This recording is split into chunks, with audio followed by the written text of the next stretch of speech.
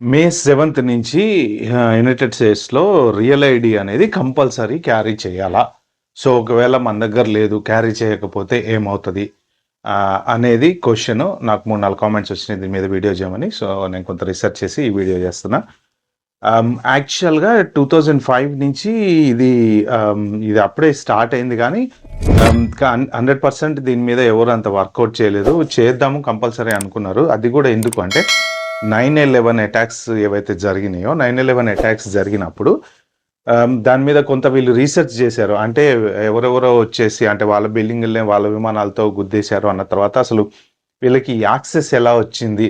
ఇంత లెవెల్‌లో విమానాలలోకి తీసుకెళ్ళి అంటే అసలు ఏ స్టేట్ నుంచి, ఏ కంట్రీ నుంచి ఎవరెవరు మన కంట్రీలోకి వస్తున్నారు? ఎవరు కరెక్ట్? ఎవరు కాదు? అసలు నిజంగా స్టూడెంట్స్ ఎవరు? లేపోతే తీవ్రవాదులు ఎవరు? లేపోతే ఇలాంటి డిఫరెన్షియేషన్స్ అన్నీ తెలుసుకోవటం కోసం వీళ్ళేంటంటే కొంత రీసెర్చ్ చేసిన తర్వాత కామన్‌గా ఒక ఐడీ అనేది పెడదాము అనేసి వాళ్ళు యూఎస్ గవర్నమెంట్ అనుకుంది అప్పట్లో. ఎందుకంటే జనరల్‌గా state to state driving license అనేది డిఫరెంట్‌గా ఉంటది. సేమ్ మన ఇండియాలో అయినా ఇప్పుడు మనకి తెలంగాణ ఒకటి, ఆంధ్ర ఒకటి, తమిళనాడు ఒకటి ఎవరి డ్రైవింగ్ లైసెన్స్ వాళ్ళకుంటది. సో, ఒకవేళ మనం ఒక స్టేట్ నుంచి ఇంకో స్టేట్‌కెళ్ళినప్పుడు ఆబ్వియస్‌లీ అది మనకైతే అక్కడ వ్యాలిడ్ డ్రైవింగ్ చేయటానికి. బట్ కాపోతే ఏంటంటే లోకల్‌గా అడ్రెస్ ప్రూఫ్‌కి పనికిరాదు. బట్ యూఎస్‌లో ఏంటంటే టెంపరరీగా ఎళ్లి మనం ఒక ఏదైనా పని మీద ఎళ్ళాము, స్కూల్ పని మీద, మీటింగ్ మీద ఎళ్ళాము, లేకపోతే అలాంటి ఇట్లాంటి వాటికి షార్ట్‌గా ట్రిప్ ఏదైనా ఉంటే వ్యాలిడ్ అవుతది. కానీ మళ్ళీ ఒకవేళ కంప్లీట్‌గా స్టేట్ దాటి వేరే స్టేట్‌కి షిఫ్ట్ అయితే దాన్ని మనం చేంజ్ చేసుకోవాలన్నమాట.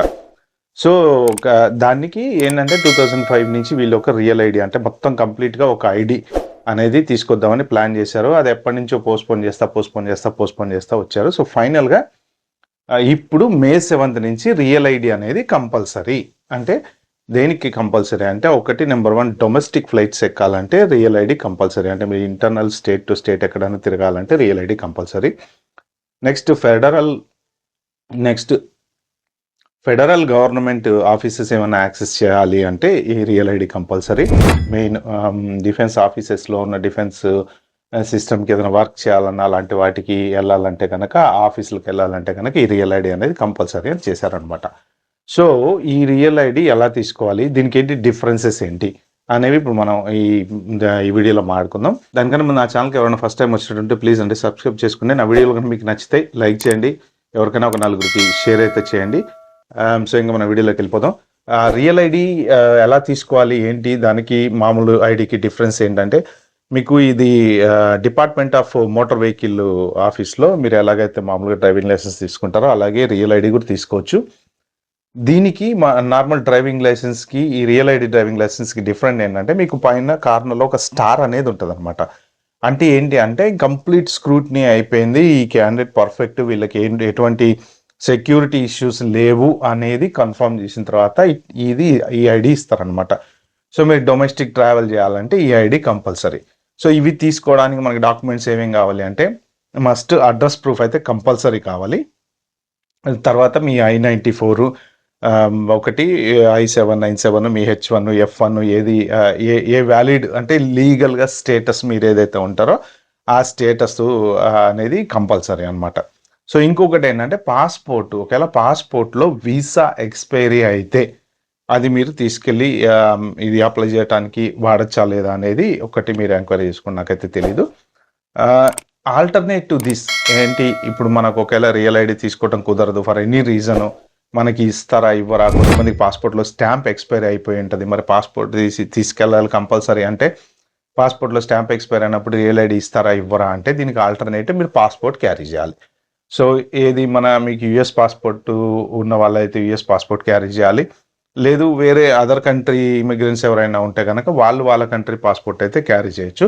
బట్ ఇక్కడ ఒక చిన్న క్వెషన్ ఏంటంటే పాస్‌పోర్ట్‌లో గనక వీసా ఎక్స్‌పైరీ అయిపోయి ఉంటే మరి ఆ పాస్‌పోర్ట్ వ్యాలిడా కాదా అనేది కొంచెం క్లారిటీ ఎక్కడ కనిపించట్లేదు. నేను అది చదవడానికి ట్రై చేశాను గానీ జనరల్‌గా యూఎస్ పాస్‌పోర్ట్ ఉన్న వాళ్ళకి ఏం ప్రాబ్లమ్ లేదు.